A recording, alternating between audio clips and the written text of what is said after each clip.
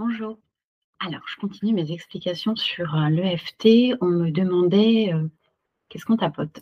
Alors, ce qu'on tapote en séance, en général, euh, c'est les ressentis de la personne. C'est tout ce qu'elle a vu, ressenti et perçu. Par exemple, si je prends une dispute, on va aller visiter tout ce que la personne a vu.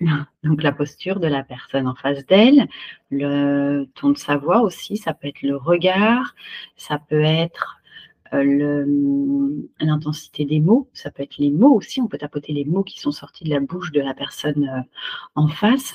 On peut tapoter les conséquences réelles ou imaginées.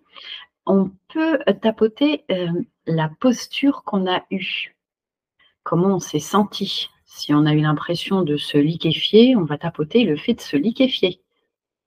S'il y a eu un nœud dans la gorge, on va aller le visiter, nœud dans le ventre, pareil.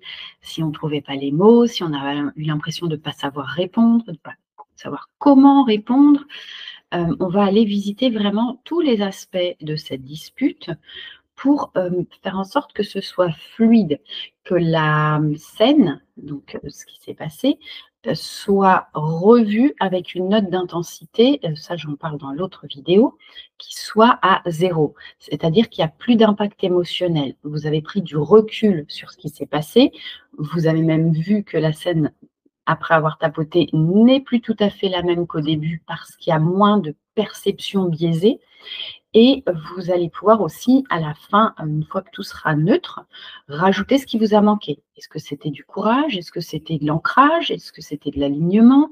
Est-ce qu'il vous a manqué les mots, la pertinence, tout ça?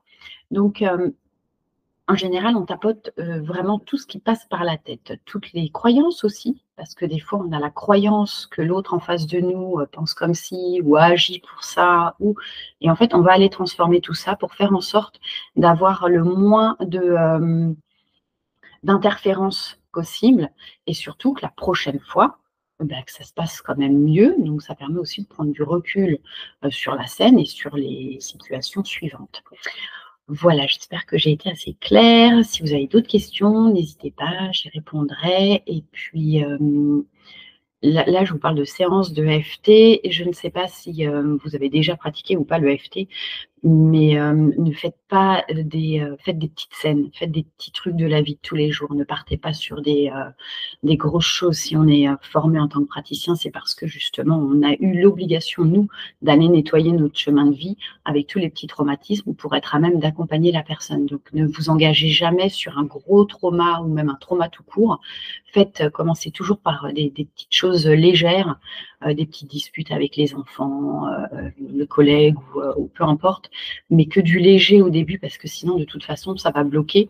Vous risquez de trouver que ça ne sert à rien, que ça ne fonctionne pas parce que votre mental ne voudra pas y aller tout simplement.